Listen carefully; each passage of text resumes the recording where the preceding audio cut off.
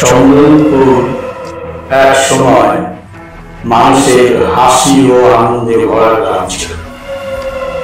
এখন সেখানে ঘন কুয়াশা, ভাঙা রাস্তাঘাট আর এক নাম না জানা ভয়।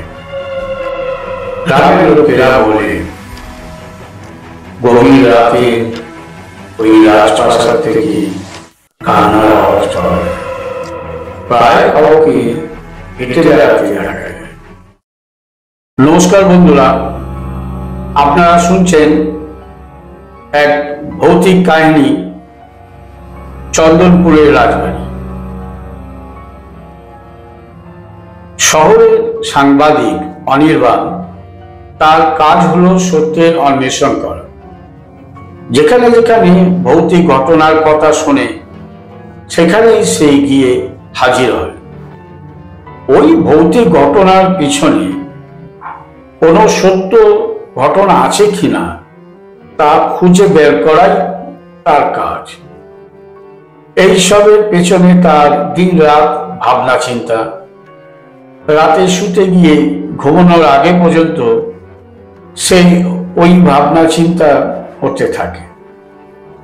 কিন্তু একটা বিষয় সে কোনোভাবেই বার করতে পারে না, সেটা হলো প্রায় সে ঘুমের মধ্যে একটা স্বপ্ন দেখে যে কোনো এক অজানা জায়গায় একটা রাজবাড়ি, সেখানকার সে রাজপুত্র।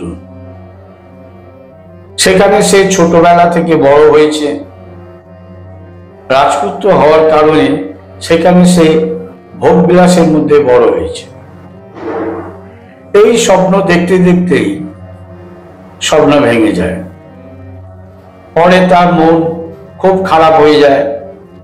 অনির্বাণ কিছুতেই ভেবে পায় না কেন এই স্বপ্ন সে বারে বারে দেখে। এই জায়গাটাই বা কোথায়?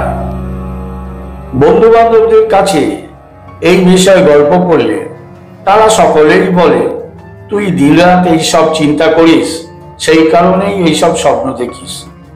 কিন্তু অনির্বাণ কিছুতেই তাদের কথা মানতে পারে না। অনির্বাণ মনে মনে খুঁজতে থাকে, নিশ্চয় এমন কোনো জায়গা আছে যেখানে তার সাথে পূর্বের কোনো যোগাযোগ আছে। এইসব কারণে সে বিভিন্ন জায়গায় ঘুরতে থাকে। একদিন একটি কাগজে একটি স্পটের সন্ধান পেল অনির্বাণ। বেশ দূরে একটা বহুদিনের প্রাচীন রাজবাড়ি, জায়গাটার নাম চন্দনপুর। ওই কাগজে প্রাচীন রাজবাড়ির ছবি দেখার পর তার বুকের ভেতরটা যেন কেমন কেমন করে উঠল। অনির্বাণের মনে হলো এই রাজবাড়ি যেন তার বহুদিনের পরিচিত।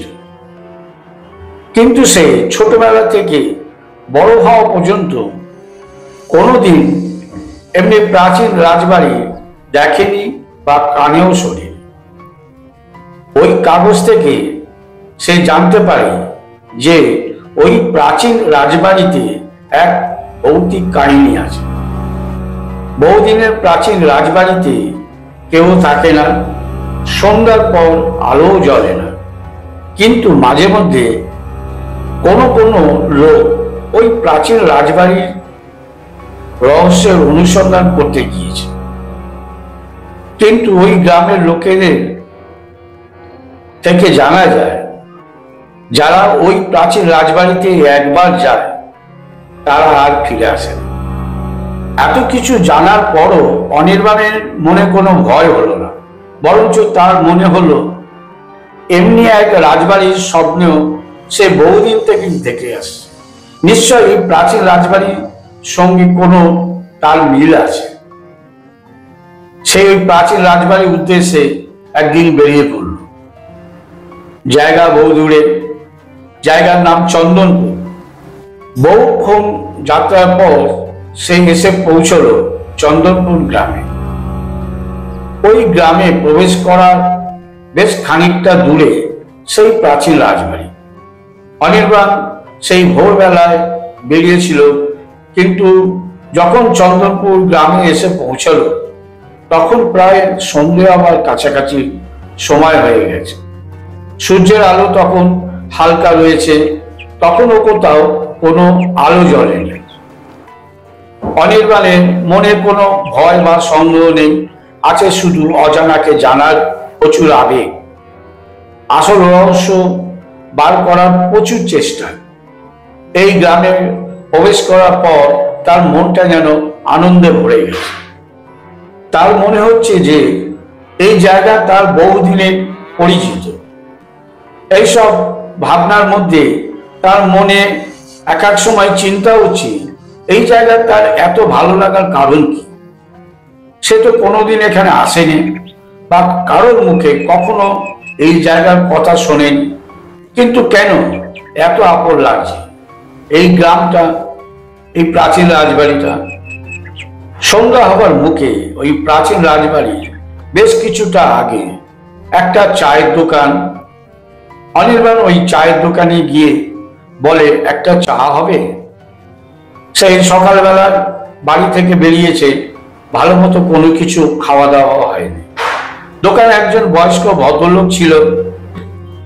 অনির্বাণকে সে দেখে জিজ্ঞাসা করলো, বাবা, তুমি কোথা থেকে আসছো, কোথায় যাবে?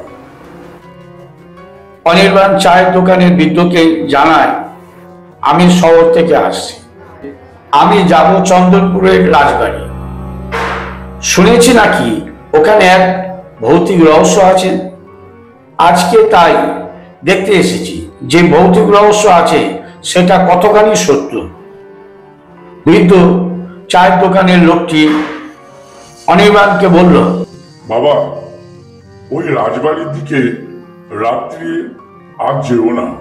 ওই রাজবাড়ির রাত্রিরে কেউ গেলে সকালে আর ফেরে না।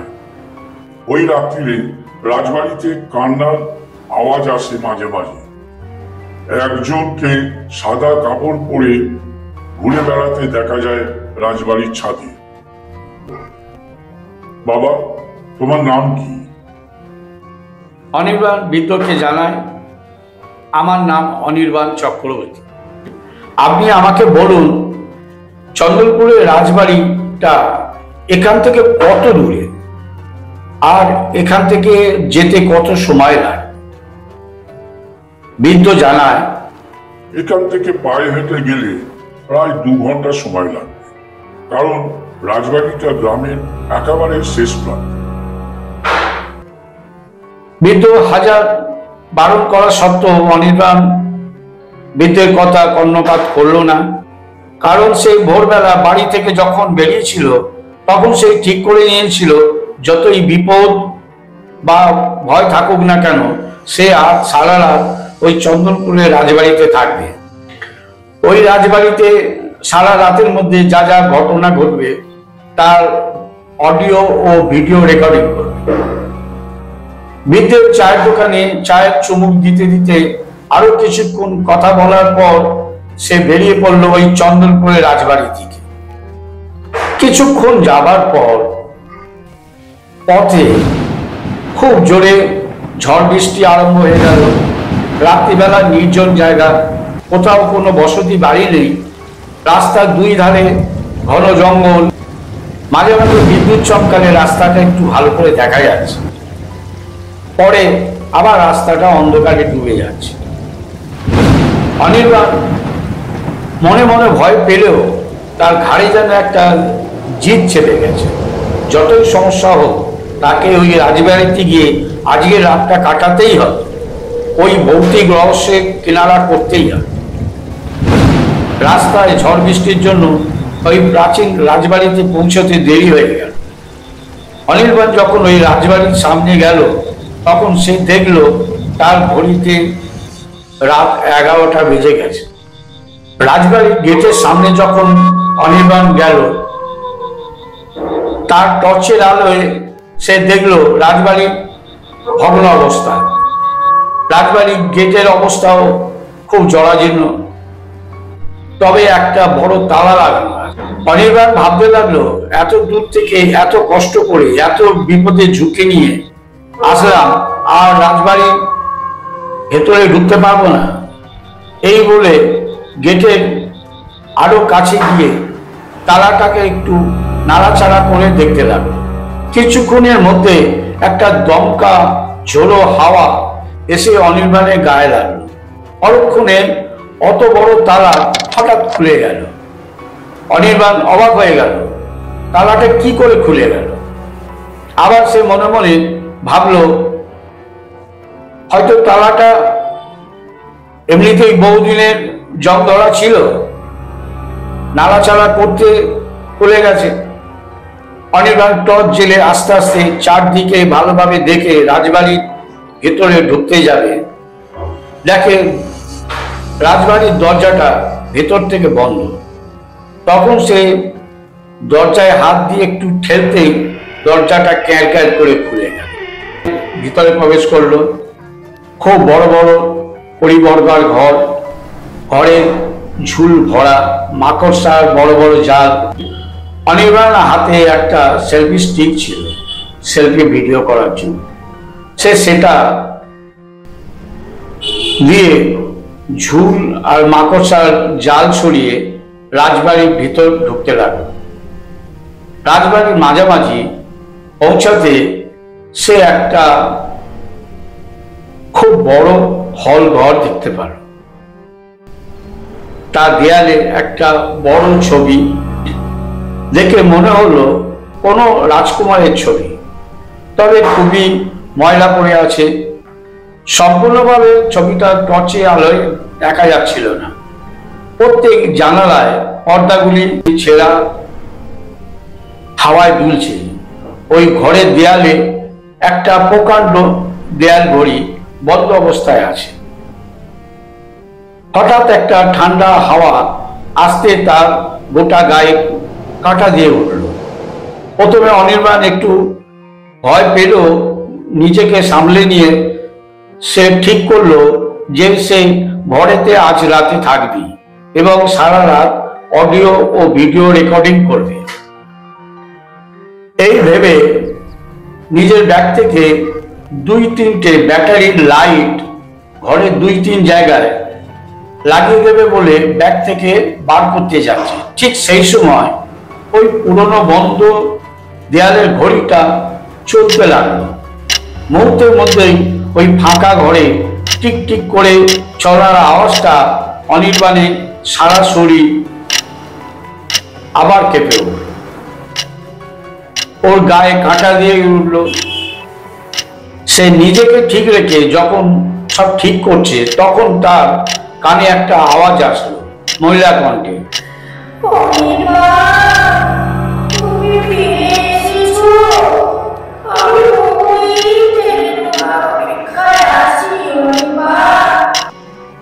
অনির্বাণ হঠাৎ কোনো মহিলার কণ্ঠে তার নাম শুনে অবাক হয়ে গেল।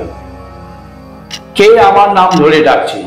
আমার নাম জানলো কি করে? তখন অনির্বাণ জোরে চেঁচিয়ে বলল, কে আমার নাম ধরে ডাকছো? আমার নাম তুমি জানলে কি? আমার সামনে আসো। কিছুক্ষণ পর একটা ঠান্ডা বাতাস বইতে লাগলো। পরে তার সামনে এসে হাজির হলো এক মহিলার ছায়ামূর্তি। অনির্বাণ বলল, কে তুমি? তোমার নাম কি? ছায়ামূর্তিটা আস্তে আস্তে কাঁদতে কাঁদতে বলল,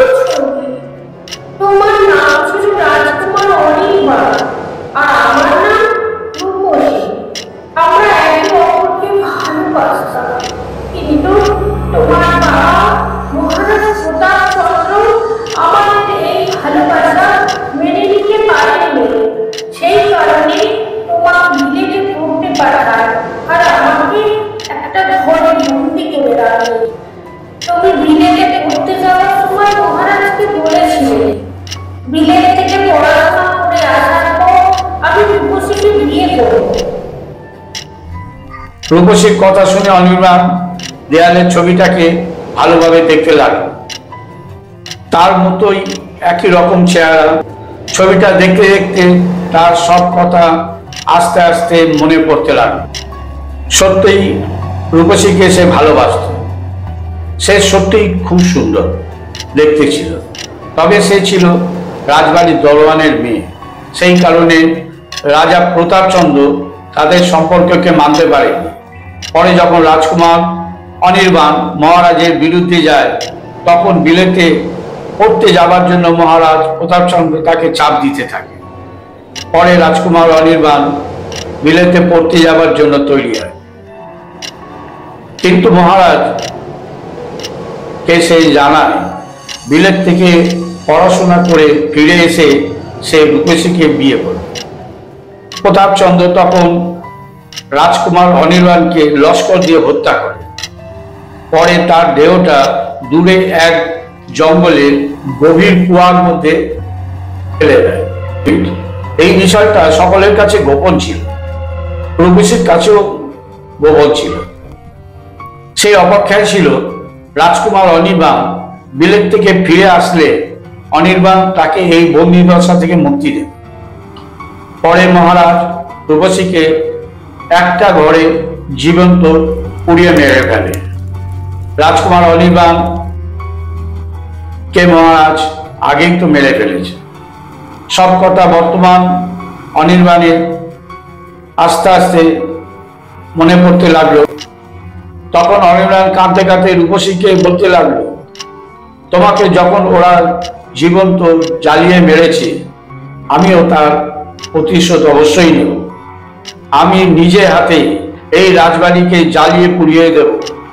এই বলে রূপসীকে সঙ্গে নিয়ে সারা রাজবাড়িটা আগুন ধরিয়ে দেয়। রাতের আকাশ রাজবাড়ির আগুনে লাল হয়ে যায়। পরদিন ভোরে গ্রামবাসীরা রাজবাড়ির কাছে এসে দেখে সারা রাজবাড়িটা পুড়ে ছাই হয়ে গেছে। ভেতরে অনির্বাণের দেহটাও পুড়ে ছাই হয়ে গেছে। তবে আশ্চর্যের কথা, ওই আগুনে ধ্বংসস্তূপের মধ্যে যেখানে সবকিছু পুড়ে ছাই হয়ে গেছে, সেখানে পূর্বে রাজকুমার অনির্বাণ ও রূপসী একটা তৈলচিত্র পরিষ্কার সুন্দর আছে। কোনো কিছু নষ্ট হয়নি, যেটা অনির্বাণ রাজকুমার থাকাকালীন কোনো শিল্পীকে দিয়ে বানিয়েছিল। ছবিতে পরিষ্কার দেখা যাচ্ছে ওরা দুজন হাতে হাত ধরে দাঁড়িয়ে আছে এবং দুজনেই হাসছে। চন্দ্রপুরের রাজবাড়ি ভৌতিক কাহিনী আজকের মতো এখানেই শেষ হলো। গল্পটা যদি ভালো লাগে আপনারা সাবস্ক্রাইব করবেন, লাইক করবেন এবং শেয়ার করবেন। নমস্কার।